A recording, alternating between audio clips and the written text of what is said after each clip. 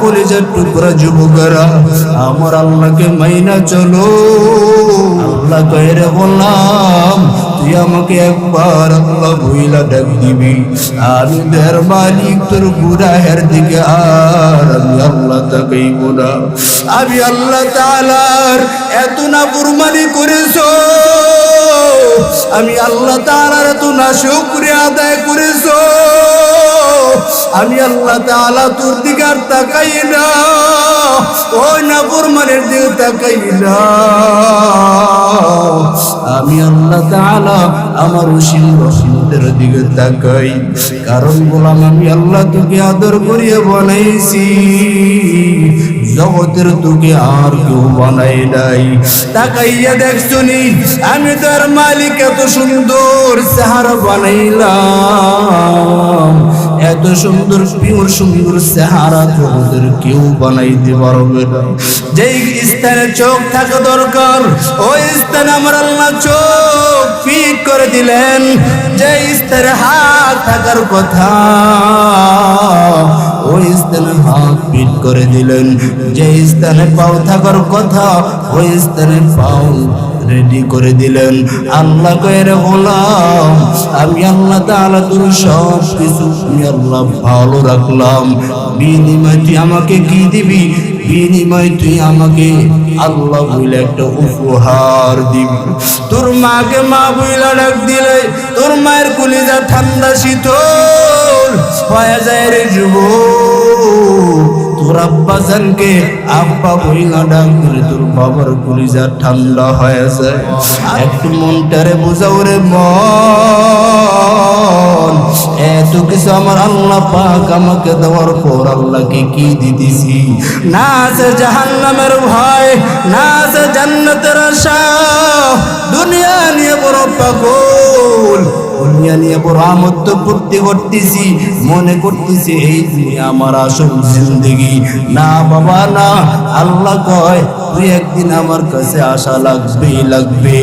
যদি যেহেতু আসবি আমার কাছে, তাহলে একটু তাকওয়াটা ঠিক বানায় নে, একটু আমাকে ভয় করে না, একটু আমার কাছে আয় না। কেমনে আবি? রাতের শেষ অংশে একটু দাঁড়াইয়া আমি মালিকের সাথে কথা বল না, দিলটা ঠান্ডা হয়ে যাবে। এ রমজানের পরে একটা বিশাল বড় ইবাদত হইল বাইতুল্লাহ যাওয়া। বাইতুল্লাহ যদি কেউ যাও, ওইখানে আল্লাহ ডেকে হায় গোলাম, রাতের শেষ অংশ তো তুমি কত কান্নাকাটি করেছি, তুই এখন আমার ঘরে আসছো, আমার ঘরে এসে লাভবাহিকের দুনিটা তুমি দিতেছো। এইখানে তুমি আসার পর ধনী নেই গরিব নেই, সব বান্দারা আমি রবের দরবারে এক, কিন্তু এইখানে আসার পর লাভবাহিকের আওয়াজটা দিতেছো। আমি আল্লাহকে পাওয়ার জন্য অনেক কান্না করেছো, অনেক কষ্ট করেছো, মুজাহাদা করেছো, মুশাহাদা করেছো, কিন্তু না, আজ বাইতুল্লাহ আসার পর তোর দিলটা এমন হয়ে গেছে আমি আল্লাহকে পাওয়ার জন্য, কিন্তু তুই তো আমাকে দেখবি না। আমি আল্লাহকে দেখার জন্য পাওয়ার জন্য কম তো চেষ্টা করো নাই। আমার ঘরের সাথে একটু সিনাটা লাগাইলে কিছু ঠান্ডা, তোর সিনাটা ঠান্ডা হয়ে যাবে। এই জন্য বাবা আল্লাহ বলেন, আমি আল্লাহকে তোমরা ভয় করবা। কেমন ভয় করবা? যে ভয় করলে তোমরা আমার জান্নাতে ঢুকতে পারবা। আজকে আমাদের দিলে আমার আল্লাহর ভয় নাই, আমরা তো দুনিয়া নিয়ে বড় পাগল হয়ে গেছি। চোখের হেফাজত নাই, চোখের অন্যায়, চোখ দিয়ে এমন অন্যায় করতেছি, এমন গুনাহ করতেছি, যেই কারণে কবিরা সগীরা গুনাহ ভেদাভেদ নাই। আমাদের দিনটা বড় ময়লা হয়ে গেছে। এই দুনিয়া কিছুই না রে বাবা, ওই আখিরাতের জন্য আল্লাহ সব কিছু বরাদ্দ করে রাখছেন।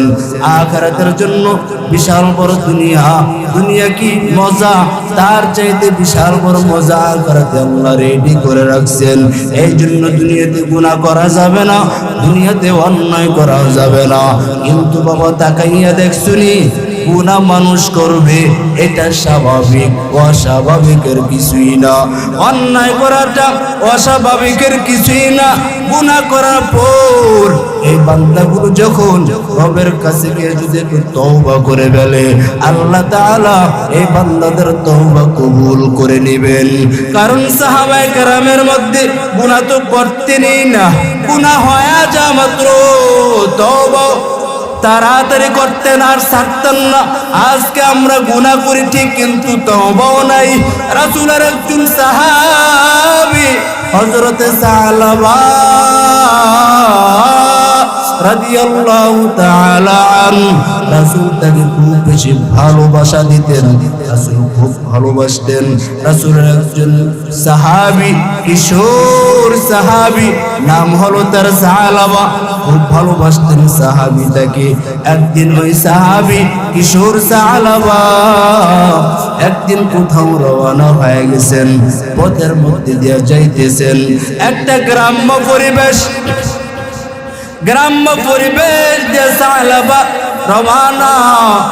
ইচ্ছাকৃত না অনিচ্ছাকৃত ভাবে সালাবার একটা নজর পড়ে গেলেন। এক মহিলা গোসলখানায় গোসল করতেছেন, সালাবার নজর পড়ে গেলেন একটা মহিলার দিকে। ওই মহিলাটা গোসল করতেছেন, ইচ্ছাকৃত না অনিচ্ছাকৃত ভাবেই অন্যায়টা হয়ে গেল। সালাবা এবার দৌড়াচ্ছেন, কোথায় নিজেকে একটু ক্ষমা চেয়ে নিব। কারণ রিসালাতের দরবারে যদি, রাসূলের দরবারে যদি আল্লাহ পাক ওহী নাজিল করে দেয় আর ডাক দেয়া কয়, ও নবী আপনার অমুক কিশোর সাহাবী তো অন্যায় করিয়া বলাইছে, কি জবাব দিব? না কিশোর সাহাবী এবার রওনা হয়ে গেলেন। কোথায় রওনা? এমন একটা জঙ্গলার উপত্যকায় উঠলেন, যেই জায়গার মানুষের কোনো বসতি নাই, আনা গোনারও কোনো ব্যবস্থা নাই। ওই কিশোর সাহাবী সালাবা ও জঙ্গলার উপত্যকা উঠা, রাতের শেষ ভাগে উঠা কান্না করেন আর আল্লাহকে ডাক দিয়া কয়, রে মালিক, অন্যায় করেছি, ভুল করেছি, ইচ্ছা করিয়া না অনিচ্ছাকৃত ভাবে এই খবর সংবাদ রাসূলের কাছে আপনি দিয়েন না, এই সংবাদটা দিয়েন না, কারণ রাসূল আমাকে খুব ভালোবাসেন। এবার রাসূলের কাছে সালাবা নাই। এইরকম ভাবে 1 মাস পর্যন্ত সালাবা রিসালাতের দরবারে আসে নাই। এবার রহমতের নবী সাহাবায়ে কেরামদেরকে ডাক দেয়া কয়, ও সাহাবায়ে কেরাম, আমার সালাবা কই? আমার সালাবাকে 1 মাস পর্যন্ত দেখি না, একটু সামনে আনতে পারবনি? হে ওমর, তোমাকে দায়িত্ব দিলাম, আমার সালাবাকে আমার সামনে হাজির করায় দাও। হযরত ওমর দৌড়ায়, কোথাও পায় নাই। এবার হযরত ওমর রওনা হয়ে গেছেন এমন জায়গায়, যে জায়গার উপরে পাহাড়ের চূড়ায় সালাবা কান্নাকাটি করেন। এবার সালাবাকে খোঁজার জন্য হযরত ওমর দৌড়ায়। হযরত ওমর ফারুক এলান করেন, যাকে সামনে পায় তাকেই বলেন, তোমরা সালাবা নামে কোন বান্দাকে তোমরা দেখছনি? এবার সবাই কয়, সালাবাকে চিনি না, সালাবাকে আমরা দেখিও না, সালাবাকে বলে তোমরা চিনো না? না আমরা চিনি না। এবার একটা রাখাল দেখো, ভাই দাঁড়ান, সালাবা নামক কোন বান্দাকে চিনে না, কিন্তু একটা কিশোর নওজোয়ান বান্দা পাহাড়ের চূড়ার থেকে নাই মাদিনার 10টায় কান্নাকাটি করে, আল্লাহ আমাকে মাফ করছুনি, আল্লাহ আমাকে ক্ষমা করছুনি। কি বলেন? বলে হ্যাঁ। দিনের কয়টায়? বলে 10টায়। বলে হাসা, বলে সত্যি? ওমর কয়, আর কুইজা পাহাড়ের চূড়ায় গিয়ে যদি না পাই, আমি এইখানে অবস্থান করি। কিন্তু হযরত ওমর আর কোথাও যায় নাই, ওইখানেই বসা আছেন। দিনের সকাল 10টা যখন টাইম বেজে যায়, ওই চূড়ার থেকে, পাহাড়ের চূড়ার থেকে সালাবা নামতেছে। আর ওপর দেখা ডাক দিয়া কয়, রে সালাবা কই? আয় আয়। রাসূল তোমাকে না দেখতে পাইরা বড় বেকরার হয়ে গেছে। ও সালাবা কই চল, আয় আয় তাড়াতাড়ি রিসালাতের দরবারে চলো, তাড়াতাড়ি আয়, আর দেরি করিস না। এবার সালাবা কই ও ওমর ভাই আমি যেতে পারবো না, যে অন্যায় করেছি মনে হয় আল্লাহ তাআলা ওই সংবাদ পাঠায় দিছেন না, আমি যাব না। ওমর সালাবাকে বাইদা রাসূলের রিসালাতের দরবারে নিয়ে হাজির করায় দিলেন। এবার রহমতের নবী ডাক দিয়া কইরা সালাবা কই তোমাকে আমি দিল বইরা ভালোবাসি, তোমাকে আমি দিল বইরা মোহাব্বত করি, তোমাকে আমি দেখি নাই কইছিলা বলো। হাদিসের মধ্যে আসছে রাসূল কইরা সালাবা তোমার মাথাটা আমি মুহাম্মদের রানের উরুর উপরে মাথাটা রাইখা একটু বিশ্রাম নাও। একটু বিশ্রাম নিলেন, বিশ্রাম নেওয়ার পর ওমর হাজির করাইলেন সাহাবা রাসূলের উরুর উপরে মাথা রাখলেন, রাসূলের রান মুবারকের উপরে রাইখা সাহাবা একটু বিশ্রাম নেন। একটু পরে সাহাবা কয় নবী ও নবী আমার পিঠের মধ্যে কেমন জানি পিপিলিকার হাঁটার আওয়াজ পাই। রাসূল ডাক দিয়ে কয় রে সাহাবা কি বলছো? তাড়াতাড়ি কালেমায়ে শাহাদাত পড়ো, আর সময় বাকি নাই, তাড়াতাড়ি জলদি করে কালেমা পড়ো। মালাকুল মউত তোমার সন্নিকটে কাছাকাছি চলে আসছে। সাহাবা সংবাদ পাইয়া কালেমা শাহাদাত পড়তেছেন। কালেমা শাহাদাত পড়া অবস্থায় সাহাবা দুনিয়ার থেকে বিদায় হয়ে গেছে। একটা নজরের কারণে, একটা নজরের কারণে ইচ্ছাকৃত না অনিচ্ছাকৃত ভাবেই গুনাহ হয়েই গেছে। তারপর সাহাবা কান্নাকাটি বন্ধ করে নাই। তাহলে বাবা তোমার আমার কত হাজার অসংখ্য অগণিত কোটি কোটি গুনাহ হয়ে গেছে। এই গুনার কি খবর? এই গুনার কি জবাব দিব আল্লাহর কাছে রে বাবা? দিল থেকে একটু বুঝাইতে পারো নাই, দিল থেকে একটু কি নরম বানাইতে পারো নাই? আমি এই দুনিয়া চিরকালের জন্য থাকতে আসি নাই। ওই আমার দাদাই, ওই আমার আত্মীয় স্বজন কেউ আসেনি নাই।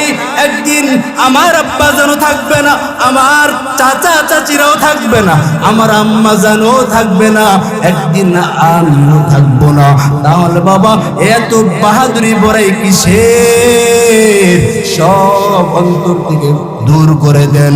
এক আল্লাহর ভয় ঢুকান, আখিরাতের ভয় ঢুকান, আখিরাতের কিছু কাজকর্ম করে যান।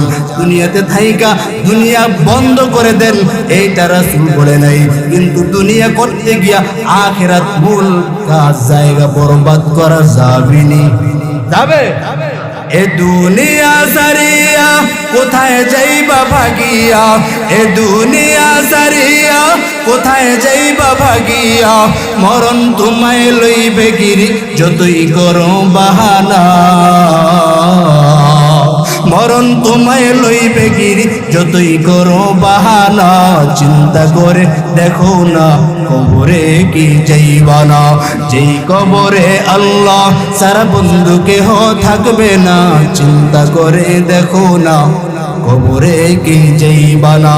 এ দুনিয়া সারিয়া কোথায় যাইবা ভাগিয়া, মরণ তোমায় লইবে গিরি যতই করো বাহানা। চিন্তা করে দেখো না কবরে কি যাইবা না। এ দুনিয়া সবই পর, কবর যে তোর আসল ঘর। এ দুনিয়া সবই পর, কবর যে তোর আসল ঘর। কেমনে সেটায় থাকবা পরে শুধুই মাটির বিছানা, কেমনে সেটায় থাকবা পরে শুধুই মাটির বিছানা। চিন্তা করে দেখো না কবরে কি যাইবা না।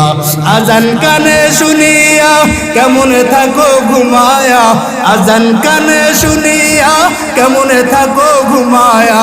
কবরের আযাবের কথা একটু স্মরণ করো না, কবরের আযাবের কথা একটু স্মরণ করো না, চিন্তা করে দেখো না কবরে কি যাইবা না। ভয় কি দিলে আসে নাই, কোথায় তোমার ঠিকানা? ভয় কি দিলে আসে না, কোথায় তোমার ঠিকানা? সরল মনে তওবা করো, আজরাইলে ছাড়বে না। সরল মনে তওবা করো, আজরাইলে ছাড়বে না। চিন্তা করে দেখো না কবরে কি যাইবা না। এজন্য আজ থেকে রবের ভয়, তাকওয়া নিয়া, আল্লাহর ভয় নিয়ে চলতে রাজি আছি তো ইনশাআল্লাহ? রাজি আছি তো ইনশাআল্লাহ? আল্লাহ পাক আমাদের এই তাকওয়ার সম্পদের পুঁজি নিয়ে চলবার, সামনে আগাইবার তৌফিক দান করেন।